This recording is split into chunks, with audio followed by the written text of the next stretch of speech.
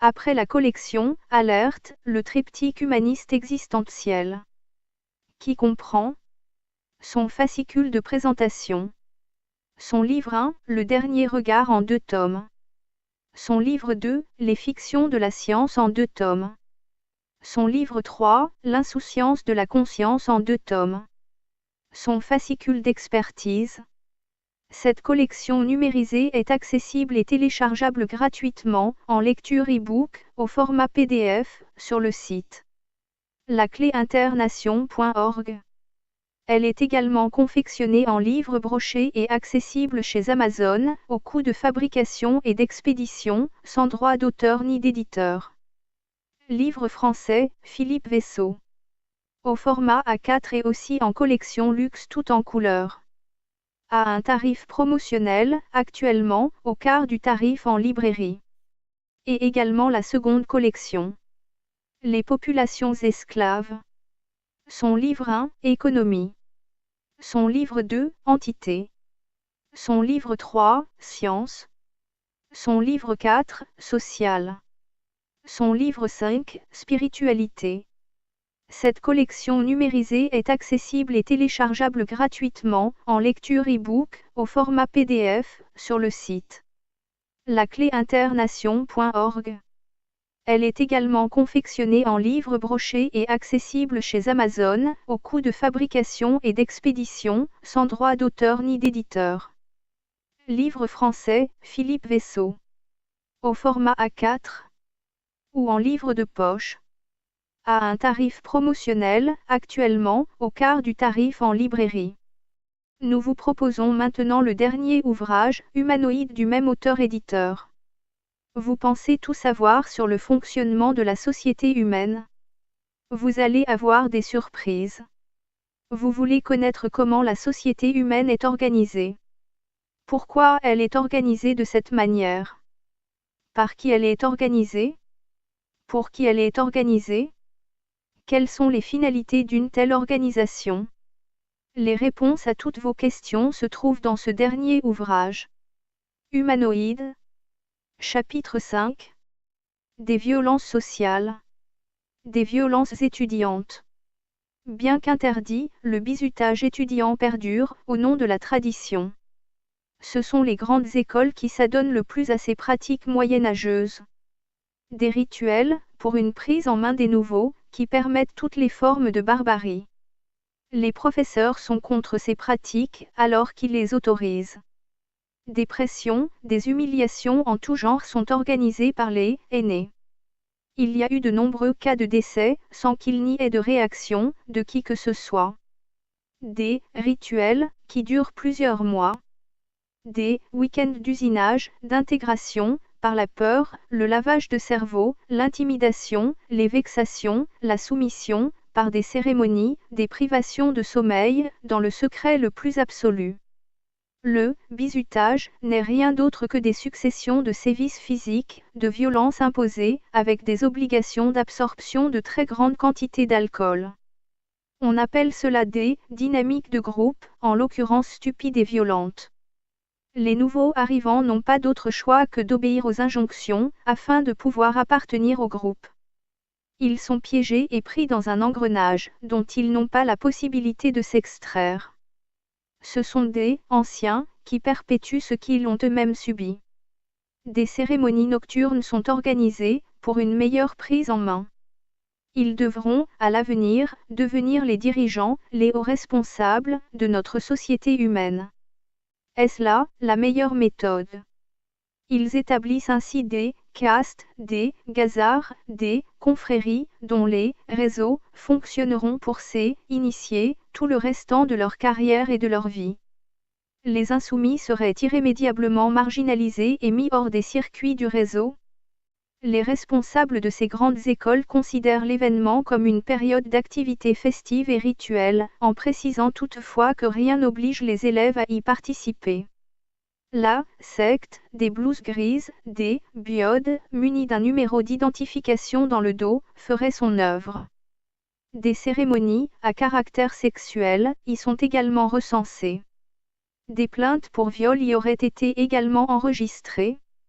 Les élèves sont tous complices, de gré ou de force, de tous ces actes de barbarie.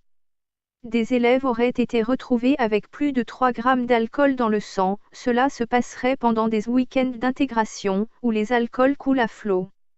Des concours de beuverie rapide y seraient organisés. Les alcools y sont gratuits et consommables à volonté. Il n'est pas rare d'y comptabiliser plusieurs centaines de litres d'alcool fort et la même chose avec la bière. Et cela durerait pendant plusieurs semaines. Des soirées d'alcoolisation y seraient organisées, sans restriction. Les cours seraient suspendus pendant ces périodes, les établissements scolaires concernés se déchargeant de toutes leurs responsabilités, en faisant signer une charte de bonne conduite par tous les élèves entrants. Cette charte précise notamment les risques d'addiction à l'alcool. C'est une intégration à une communauté. Chaque nouvel arrivé a son parrain, qui est un ancien de l'année précédente. Les étudiants de ces écoles ont une autonomie provocante vis-à-vis de leurs professeurs. Ils en ont même vis-à-vis des autorités municipales qui voient, dans certains travaux réalisés sur la voie publique, un avantage dans l'utilisation d'une main-d'œuvre de bénévolat. Il y aurait même une considération de mise à l'épreuve pour souder un groupe, par des travaux de conception rurale, considérés comme favorables à la collectivité. La participation de ces nouveaux élèves est systématique et obligatoire. Les actes de violence, de domination et même de torture auraient lieu dans ces hautes écoles. Rien ne justifierait de tels agissements, selon certains responsables. La loi du silence fait place à toute loi qui chercherait à réglementer les pratiques de ces castes. Ils appellent cela des rites d'initiation, mais ce sont aussi des rites d'élimination, perpétrés par des individus immatures et idiots. Comment de tels sévices physiques peuvent-ils encore être tolérés? Des pressions seraient exercées auprès de toutes les personnes censées, cherchant à supprimer ces pratiques. Le combat est donc perdu d'avance. Un ministre aurait même été assigné devant la Cour de justice, pour avoir eu l'audace de dénoncer ces pratiques. Les nouveaux et nouvelles sont séquestrés. Les communications avec l'extérieur sont coupées. On leur fait manger de la nourriture pour animaux. On les persécute jusqu'à l'évanouissement. Le but est de soumettre, d'avilir, d'asservir et de rendre esclaves. La raison évoquée d'une solidarité de groupe n'est pas le but recherché, selon certains, bizutés, elle ne serait qu'un prétexte. La honte s'empare de ces victimes, désemparées de ne pouvoir s'insurger. Les responsables, y compris religieux, se félicitent de pouvoir perpétrer et encadrer ces pratiques. Il convient de prendre conscience que les futurs hauts responsables des grandes entreprises, les hauts dirigeants politiques proviendront de ces conditions de recrutement des élites de la société humaine. Il ne s'agit pas d'attitudes faites pour souder un groupe à la résistance, mais au contraire de les soumettre à l'humiliation. Les élèves sont formatés à l'obéissance, sans réserve, par la force. C'est, apparemment, un combat qui permettrait d'écarter les individus qui seraient tentés d'être un peu plus humains et rebelles. Les établissements privés, d'obédience religieuse, seraient même plus favorables à encourager et à encadrer ces pratiques, avec le concours de leurs administrations. Les jeunes élèves font l'objet d'un harcèlement par des humiliations verbales permanentes. Leur état d'épuisement physique a été constaté, à plusieurs reprises par des médecins. Ces pratiques s'avèrent inutiles, en ce qui concerne l'intégration, mais très destructrices pour leur équilibre mental.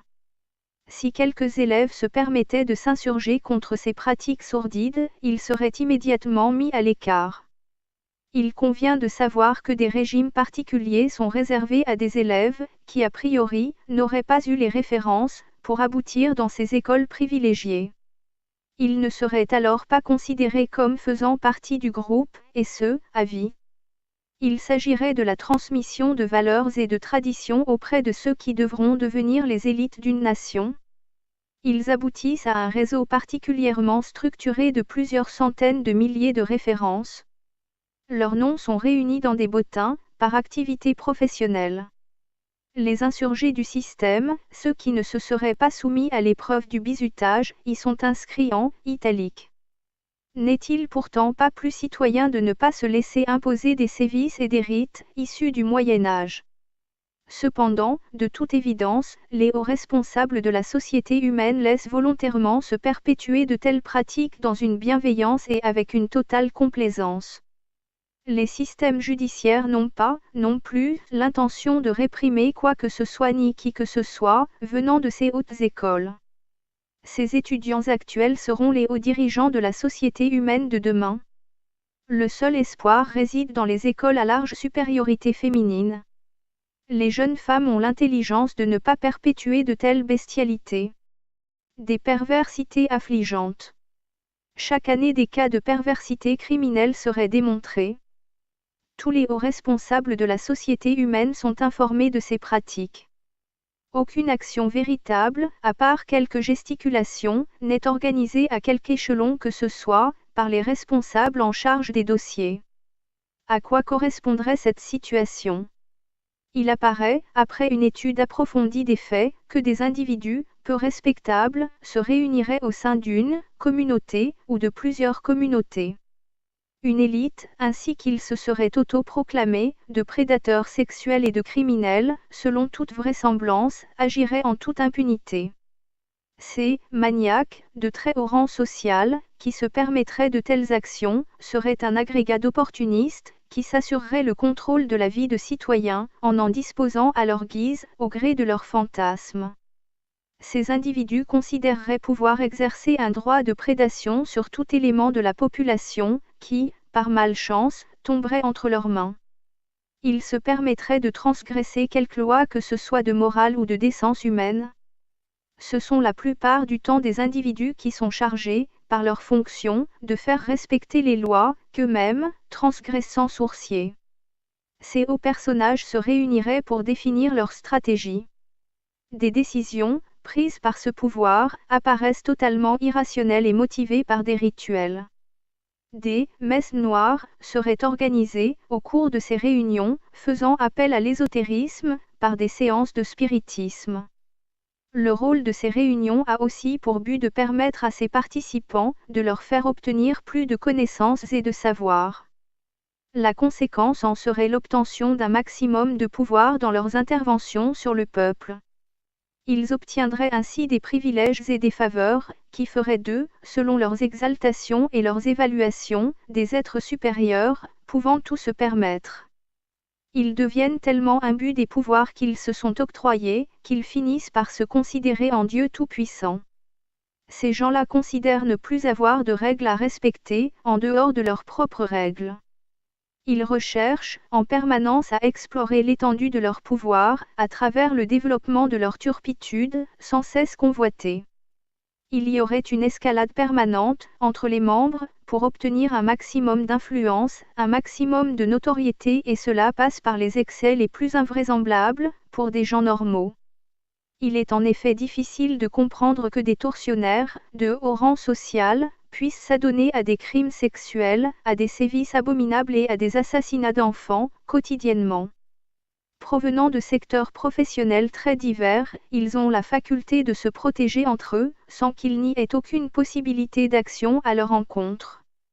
Mais le pire viendrait que toutes les exactions commises seraient enregistrées, à l'aide de caméras, à des fins commerciales.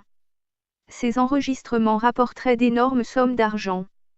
Ces films, appelés « snuff movies », vendus, en toute discrétion, sur un marché noir parallèle, existeraient entre des initiés, particulièrement fortunés. Qui serait capable, un jour, de chercher à les identifier? Il convient de savoir que ce phénomène est planétaire. Ces hauts dignitaires de pouvoir chercheraient à transgresser notre société matérialiste et laïque vers un pouvoir ésotérique agnostique, considérant que cet occultisme est gérable. Les arcanes de cette histoire seraient suspectés de prendre leurs racines, entre autres, au sein de la franc-maçonnerie. Cette organisation, quasi universelle, serait constamment soupçonnée d'entretenir des réunions et des actions secrètes. Il s'agirait donc de personnages convaincus que leurs agissements procéderaient d'une spiritualité. Telle serait l'explication donnée, concernant les agissements de ces hauts dignitaires, de grande culture et de bonne éducation. Toutefois, il semblerait que des personnes, ayant cherché à faire la lumière sur ces organisations, auraient été suicidées. L'implication de chaque participant vaut condamnation suprême pour qui transgresserait la parole donnée sur le respect du secret absolu. Une telle réalité, absolument incompréhensible, perdurera tant qu'une politique de l'autruche sera exercée au niveau des quelques responsables qui ne seraient pas encore impliqués dans ces processus. Les preuves ne sont plus à rechercher, les témoignages désormais sont irrévocables.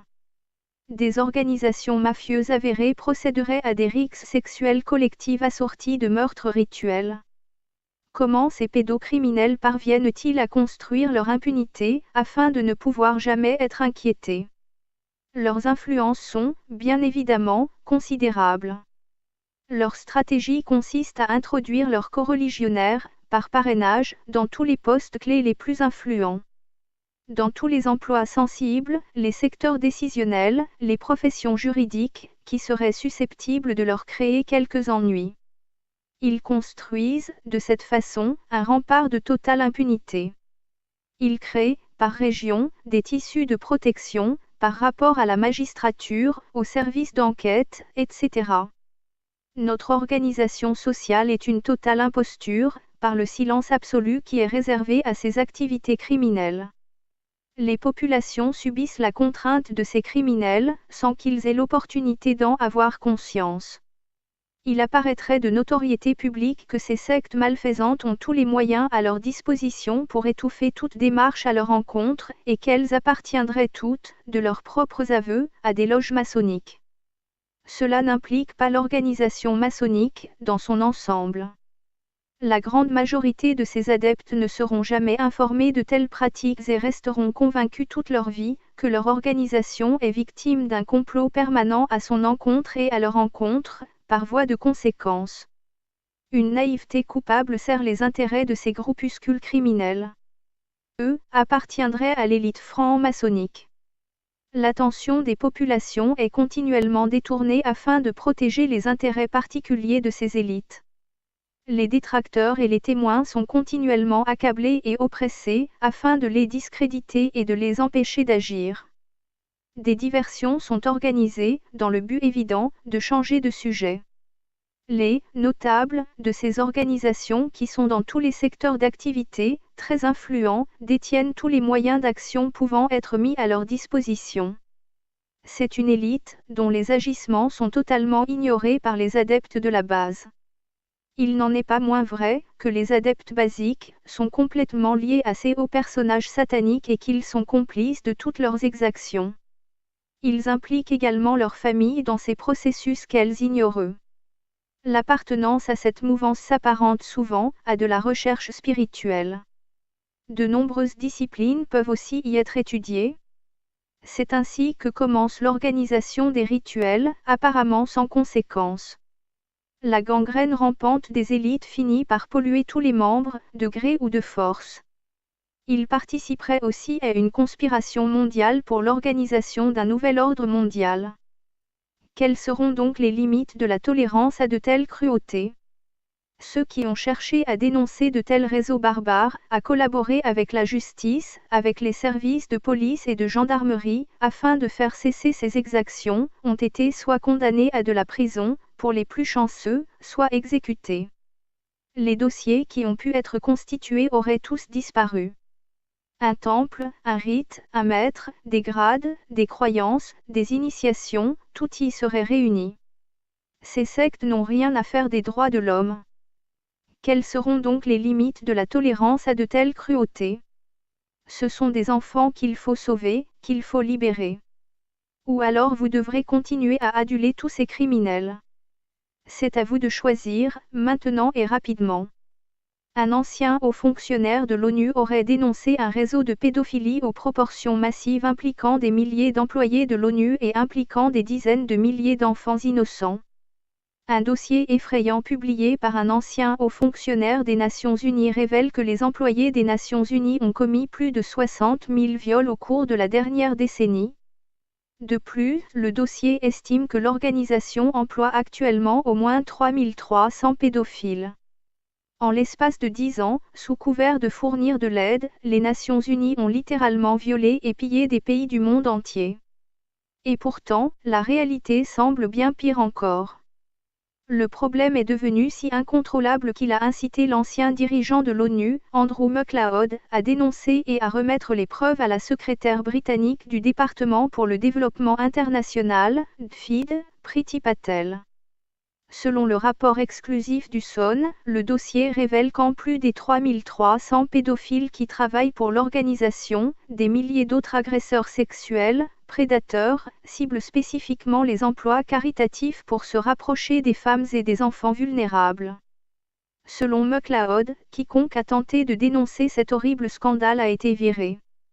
Partageant son dossier avec The Sun, le professeur McLeod a averti que le scandale de ces abus sexuels en spirale était de la même échelle que celui de l'Église catholique. Alors que le rapport révèle qu'il y a 3300 employés actuels qui sont des pédophiles actifs sur la liste de paix de l'ONU, McLeod estime que le nombre réel est beaucoup plus élevé. Il y a des dizaines de milliers de travailleurs humanitaires dans le monde qui ont des tendances pédophiles, mais si vous portez un t-shirt de l'UNICEF, personne ne vous demandera ce que vous faites.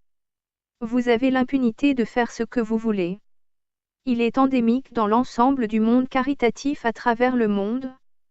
Le système est dysfonctionnel et aurait dû s'arrêter il y a quelques années. Selon le rapport au Sun, le professeur McLeod a travaillé comme chef de l'aide pour l'ONU dans le monde entier, y compris dans des emplois de haut niveau dans les Balkans, au Rwanda et au Pakistan où il était chef des opérations du Centre de coordination des urgences de l'ONU. Il fait campagne pour des contrôles bien plus sévères sur les travailleurs humanitaires sur le terrain ainsi que sur les abuseurs pour qu'ils soient traduits en justice, et veut que le Royaume-Uni mène le combat. Le sombre chiffre de 60 000 agressions du professeur est basé sur la reconnaissance du secrétaire général de l'ONU, Antonio Guterres, que durant l'année 2016, les casques bleus et le personnel civil des Nations Unies ont maltraité 311 victimes sur une période de 12 mois. L'ONU admet également que le nombre véritable de cas contre son personnel est le double de celui étant rapporté, sachant que les chiffres en dehors des zones de guerre ne sont pas rassemblés de façon centralisée. Le prof McLeod estime également qu'un seul sur 10 de tous les viols et agressions commis par des membres du personnel des Nations Unies est signalé, car même au Royaume-Uni, le taux de signalement n'est que de 14%. Sur la base des preuves fournies par le professeur McLeod, l'ex-ministre Priti Patel, qui a démissionné en novembre l'année dernière, a accusé cette semaine des hauts fonctionnaires du DFID de faire partie de la dissimulation. Les viols commis sur des enfants sont financés par inadvertance en partie par des contribuables britanniques, a expliqué McLeod. Je sais qu'il y a eu beaucoup de discussions aux échelons supérieurs des Nations Unies pour dire que quelque chose doit être fait mais rien d'efficace ne s'est produit, et si vous regardez le dossier des lanceurs d'alerte, ils ont été virés. Nous considérons que c'est un scandale à l'échelle de celui de l'Église catholique, sinon pire. Comme le Free Thought Project le signale depuis des années, aucun de ces prédateurs n'est tenu responsable, et comme le montre ce rapport, et paradoxalement seuls ceux qui exposent ce scandale sont renvoyés. Dans le monde entier, un énorme réseau de pédophiles a été découvert en Haïti impliquant des gardiens de la paix internationaux des Nations Unies ainsi que d'autres hauts fonctionnaires du monde entier et personne n'a été emprisonné. Pendant des années, des casques bleus de l'ONU, leurs commandants de haut niveau et d'autres, membres du personnel, du monde entier sont venus en Haïti pour avoir des rapports sexuels avec des garçons et des filles dès l'âge de 12 ans. Quand on pense que c'est l'organisation sur laquelle les gouvernements du monde comptent pour maintenir la paix, il n'est pas étonnant que nous soyons dans un état de guerre perpétuelle. Des violences incontrôlées. Les origines de la violence sont une énigme, d'abord considérée comme une résurgence génétique, il se pourrait qu'elle soit, au contraire, d'origine purement comportementale. Le comportement violent résulterait d'abord d'influences externes. Les influences externes semblent altérer le cerveau, dès l'enfance. Les conséquences de ces influences imprègnent les cellules, d'une telle manière qu'elles apparaissent alors, comme interdépendantes. L'environnement social apparaît comme l'élément essentiel des comportements ultérieurs. Le cerveau enregistre chacune des expériences. Plus les expériences sont enregistrées précocement, plus elles sont influentes. En conséquence, quelle responsabilité peut-on déterminer sur le comportement des personnes, dès lors que ces comportements résultent des informations qu'elles ont reçues, à une période du développement psychique et psychologique de ces personnes? Quelle est alors la part de la conscience et celle de l'inconscience, dans les actes? En ce qui concerne la violence et ses conséquences, dès l'instant où l'on a la certitude que celle-ci s'est transmise de génération à génération, les stigmates de cette violence sont tellement évidents, qu'il devient extrêmement difficile d'en déterminer les responsabilités. L'inhibition à la violence résulterait aussi des modes de vie. Les comportements seraient le résultat d'un modèle de pensée, de celui de l'éducation et notamment celui de la morale. Savoir où sont les limites du comportement permet de déterminer les modes d'action. Cette notion d'enseignement s'appelle la socialisation. Toutefois, le modèle d'éducation n'est pas la seule explication au comportement de violence. Les comportements violents peuvent aussi être attribués à d'autres contextes sociaux comme les idéologies. Les systèmes d'éducation racistes et totalitaires montrent leurs effets sur les populations et les comportements qui en découlent. De tels comportements sont appelés par leurs responsables, l'ordre établi, pour la communauté du peuple, en excluant la non-appartenance des autres, par voie de conséquence. Ces systèmes et ces comportements aboutissent, la plupart du temps, à des génocides. Des personnes, aux comportements tout à fait normaux, peuvent devenir soudainement violentes et justifier leurs actes homicides. Lorsque tu es légitimé, les notions de valeur s'inversent. Il apparaît alors légitime de supprimer tous ceux qui ne pensent pas de la même façon que soi. Nous voyons ainsi que le système éducatif, l'environnement affectif, mais aussi l'effet de groupe, peuvent former une pression sociale. C'est-à-dire que le conditionnement peut expliquer les bases de la violence. Il devient alors évident que, selon les circonstances, l'action devient identique pour la grande majorité des personnes.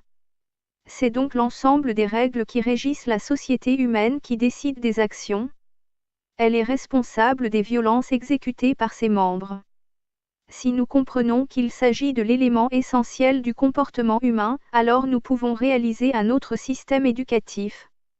La violence n'apparaît ainsi que comme la conséquence première de l'ignorance. Cette ignorance conduit immanquablement à des mesures de répression, engendrant de nouvelles violences. La violence devient donc un système éducatif irréversible.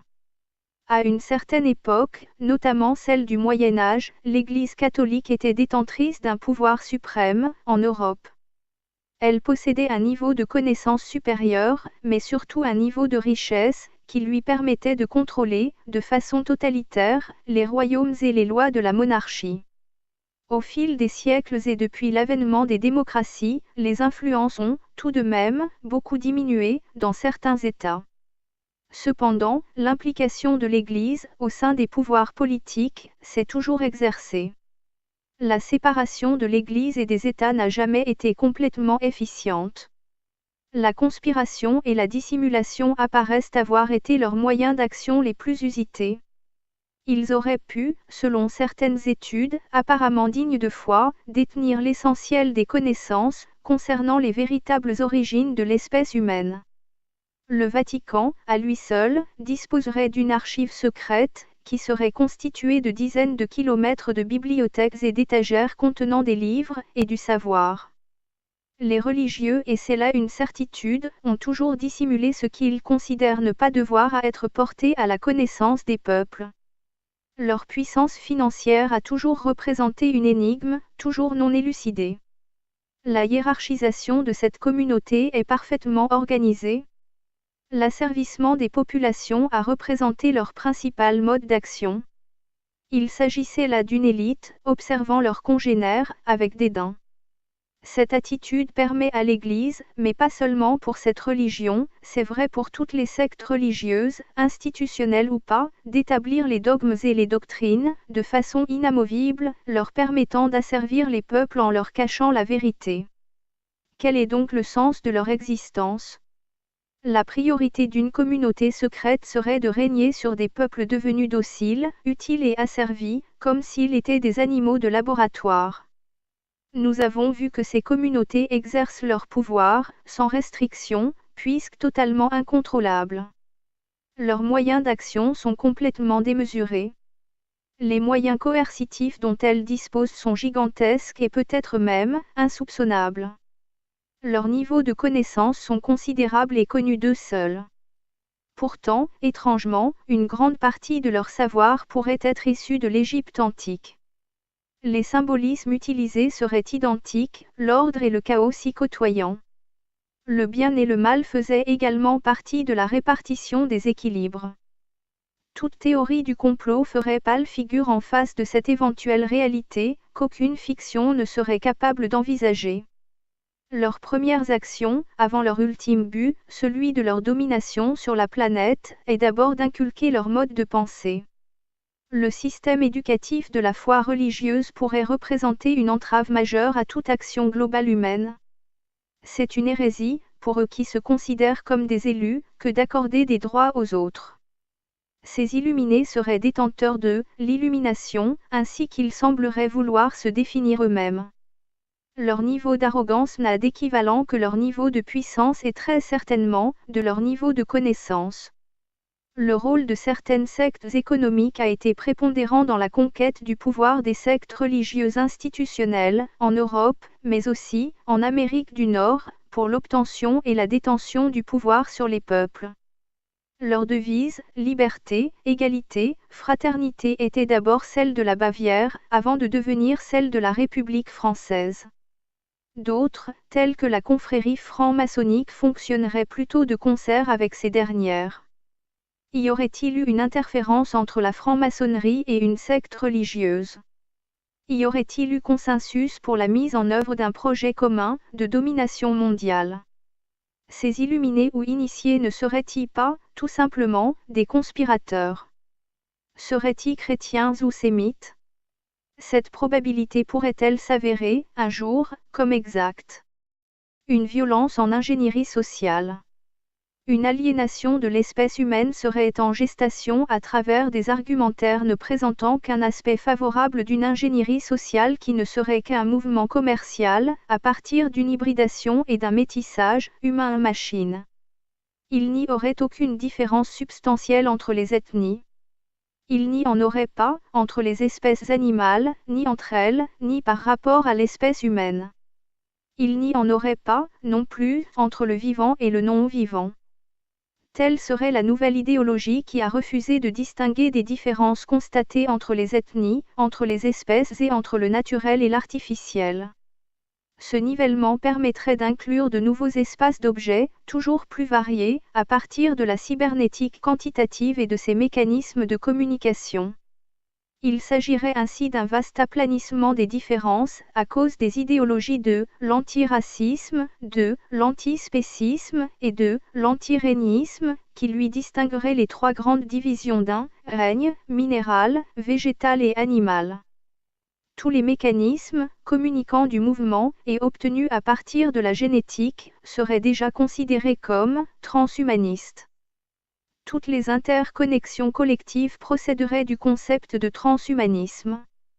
De nouvelles logiques, sociétales, procéderaient à partir de la cybernétique, qui servirait de moyen de communication et de régulation entre le vivant et l'artificiel, seraient en train de s'établir. Tous les moyens, développés à partir du langage par exemple, ne seraient que des concepts, d'une prothèse, permettant un prolongement de la conception d'une pensée. Toute prothèse devient alors, de ce fait, consubstantielle à la nature du vivant. Il s'agit de pouvoir augmenter son rapport relationnel avec son environnement. Un autre exemple, celui de l'abeille, permettrait aussi de démontrer que celle-ci devient une prothèse consubstantielle d'une plante, par son interaction dans le processus de pollinisation. Il convient toutefois de ne pas confondre une technoscience d'aménagement du vivant, logiquement et favorablement constatable, avec une artificialisation des technosciences, procédant, elle, à partir du vivant. La première reste viable dans le temps, alors que la seconde devient pathogène, dangereuse et criminogène, dans son espace d'utilisation, et bien davantage encore, s'il y a sa prolongation dans le temps.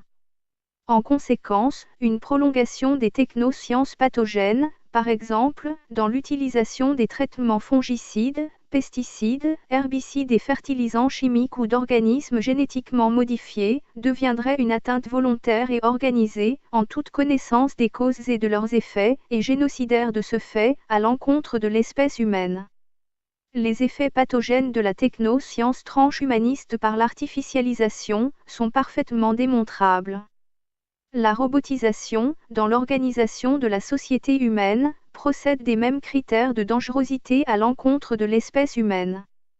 Un processus d'empathie réciproque du robot envers l'humain et vice-versa, prôné par les transhumanistes, représente un exemple de remplacement. L'empathie artificiellement établie permettait d'abolir les différences envers des robots androïdes, c'est-à-dire à forme humaine, et autoriserait à accepter une attribution de « droits » à des espèces androïdes, par l'octroi d'une « carte d'identité ». Elle deviendrait de facto des « personnalités juridiques », au même titre que la « personnalité morale » des sociétés ou associations, à partir de faux raisonnements. Cela procéderait de la même démarche, attribuant des droits aux autres espèces animales. Le Code rural et le Code pénal attribuaient déjà des droits aux animaux, pour un non-respect de leur intégrité animale, il a été récemment étendu au Code civil. Il s'agit, bien évidemment là d'une aberration totale, puisque les espèces animales n'auront jamais la faculté d'exercer elles-mêmes leurs droits, car elles resteront ignorantes de cette attribution de tels droits juridiques. Ce même droit, attribué aux robots, procède d'un vice de forme identique. Ces égarements proviendraient des protocoles régissant le transhumanisme. Il s'agirait d'un vaste processus de nivellement des différences, parfaitement planifié.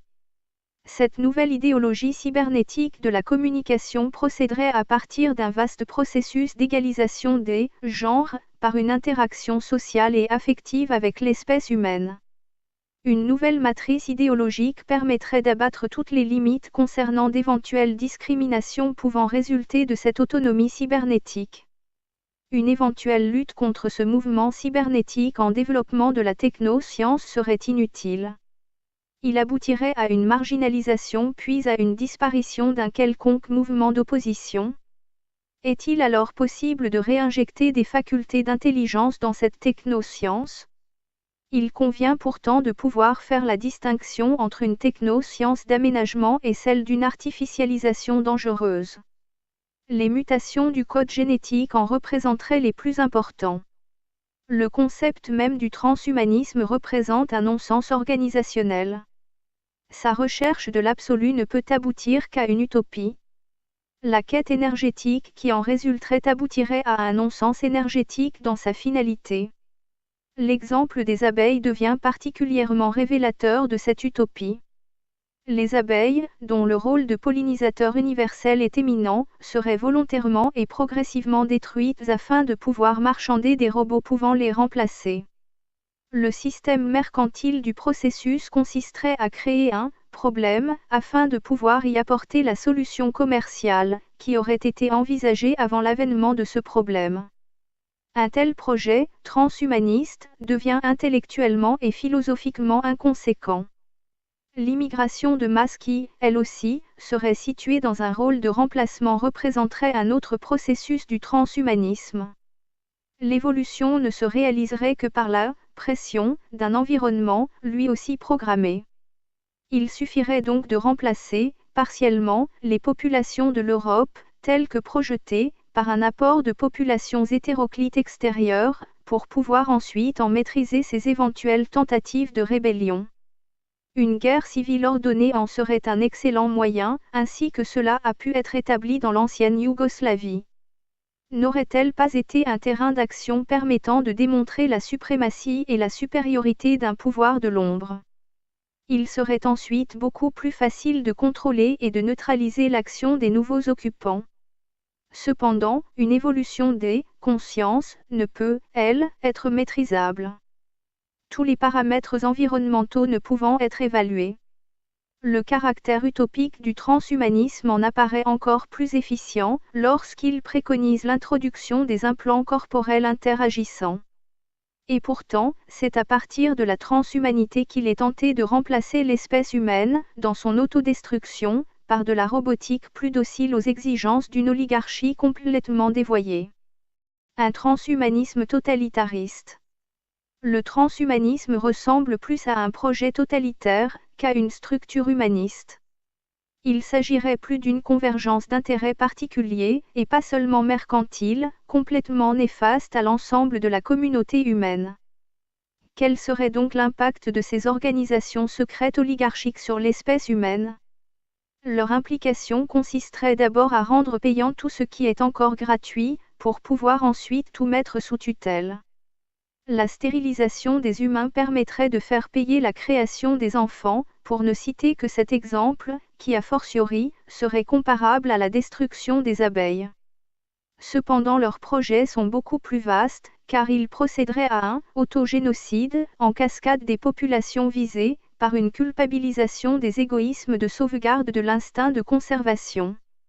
Ces sectes secrètes s'emploieraient à pouvoir tout maîtriser, sur l'organisation du vivant, en recourant à un contrôle globalisé. La dégradation des liens sociaux procéderait de la même volonté. Aucune fatalité de l'espèce humaine n'est pourtant prévisible. Son destin ne dépend que de sa prise de conscience.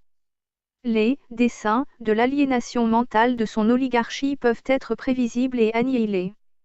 L'ébauche est prête, elle s'appelle l'ingénierie sociale. Sa conception procédera de la coordination, du contrôle et de la gestion de la société humaine. Cela consistera à évaluer tous les éléments de l'organisation de la société pour pouvoir mieux les démanteler. Il suffira ensuite de reconstruire une organisation sociale correspondant aux futurs desseins de l'oligarchie dirigeante. Des stratagèmes seront évidemment établis, pour pouvoir contourner tous les moyens de résistance évalués, ayant un rapport avec les modifications sociales prévues. Des conséquences psychologiques seront déterminées en fonction des changements sociétaux envisagés. Pour pouvoir contourner les risques évalués du refus de ces changements, des manœuvres seront ainsi applicables. Une de ces manœuvres, par exemple, consistera à ne pas demander d'appréciation à la subjectivité personnelle, qui concernerait des éléments sociaux de la réorganisation, prévus à être reconfigurés. Il s'agira de traiter la subjectivité individuelle sans aucun consentement des intéressés. Le subterfuge consistera à pénétrer et annihiler la subjectivité des personnes et des populations sans qu'elles ne puissent en avoir conscience. La définition de ces méthodes s'appelle le piratage. La manipulation consistera à pénétrer dans l'intimité des consciences, par les mêmes moyens utilisés par les pirates qui investissent les ordinateurs. Cela s'appelle aussi une violation de l'intimité individuelle. Le viol de l'intimité, d'un modèle subjectif, c'est-à-dire d'une conscience, consistera à hameçonner la future victime. Le hameçonnage résulte d'une demande de renseignements apparaissant normaux, mais ne provenant pas de l'organisme de référence. Les renseignements, souvent substantiels et quelquefois sensibles, ainsi obtenus, sont ensuite dévoyés et dirigés vers un malfaiteur. Il s'agit bien d'une escroquerie. Cela procède de l'usurpation d'identité. La technique procède de l'inversion du prédateur et de la proie par une astuce de mystification d'un intéressement particulier. Le piraté ayant cru réaliser une bonne opération, parce qu'on lui en a laissé croire, deviendra une victime en finalité. La méthode des sectes malveillantes consistera à produire un effet de furtivité et d'invisibilité dans le schéma objectif du piraté. La manipulation des masses individualisées consistera donc à créer une notion d'indifférence à l'égard des sectes manipulatrices et mieux encore à en obtenir leur confiance. Le syndrome de Stockholm, consistant à créer de la sympathie et de l'espérance envers le bourreau. Après l'établissement de la confiance viendra la prise de contrôle. Les sectes oligarchiques criminelles se feront ainsi passer pour des alliés de confiance. Aussi appelé le triangle de Karman, la manœuvre mettrait en place le bourreau, la victime et le sauveur, qui est le bourreau. L'implémentation de cette triangulation dans un espace social permettra un piratage systématique des populations. Une manipulation, dans ce cas, consistera à culpabiliser les victimes, en leur faisant prendre la place du bourreau d'abord, et en leur faisant endosser la responsabilité d'être victimes, ensuite. Ce modèle méthodologique aurait déjà été élaboré, sous le Troisième Reich nazi envers les prisonniers des camps de concentration. Le système de défense auto-immune s'écroulera pour laisser la place à un autocontrôle à distance. La boucle est alors bouclée, la conscience, tout comme un ordinateur, sera sous la direction d'un tiers. Cela s'appelle de l'ingénierie sociale. C'est effectivement ingénieux, mais cela n'a vraiment rien de social. Mais, pour y parvenir encore plus efficacement et plus rapidement, il conviendra d'inclure une autre notion qui consistera à monter les divers éléments sociaux, les uns contre les autres, en faisant croire à chaque partie que les autres sont leurs ennemis. C'est selon ce subterfuge que s'est établie la démocratie participative, par l'élection universelle d'un candidat désigné à l'avance. Et c'est aussi selon ces méthodes que l'on désigne les fonctionnaires comme des éléments inutiles et trop nombreux. Que l'on désigne également les agriculteurs comme des pollueurs de l'environnement, les petits commerçants comme des voleurs, etc. Bien plus efficaces encore, sont les erreurs volontaires commises par les dirigeants politiques, économiques ou financiers. Il y aurait une telle persistance et convergence dans la pertinence des erreurs, que cela ne peut plus procéder de l'erreur seule, mais d'une volonté de nuire. Ce serait, là encore, une application des règles de l'ingénierie sociale. Plus que d'une incompétence, il s'agirait d'un projet parfaitement structuré. Bien plus que d'un manque d'intelligence, cela procéderait à l'évidence d'une logique de mal faire et de défaire. Des éléments méthodologiques apparaissent tellement flagrants, d'une volonté scientifique de déconstruction des droits sociaux acquis, qu'il n'est plus possible de douter d'une volonté concertée d'opérer ainsi. L'établissement d'une société de la consommation aurait été instauré avec une pleine connaissance des déséquilibres qu'une telle société allait engendrer. Elle a complètement déstructuré les modes de vie traditionnels. Les méthodologies appliquées s'appellent marketing, management, etc. Une des méthodes de l'ingénierie sociale consistant à tout reconfigurer, selon des nouveaux plans, pour mieux pouvoir désorganiser ensuite. Les comportements ne seraient plus régulés par de simples lois, mais par des techniques invasives. Ces nouvelles stratégies empêcheraient les moyens normaux de la communication et des échanges de la pensée. Cela procéderait, à terme, à une désociabilisation des éléments individualisés, constituant l'espèce humaine. Le pouvoir, globalisé, s'appuierait sur la théorie du chaos, c'est-à-dire par la création d'un vaste désordre, pour pouvoir diriger plus rapidement et plus efficacement une remise en ordre. Il ne s'organiserait plus sur l'ordre traditionnel qui régit la société humaine, mais sur un désordre calculé. La société de la finance et du capital progresserait aussi selon les méthodes d'organisation du chaos. La création de cette situation permettrait ensuite de mieux pouvoir encadrer les populations.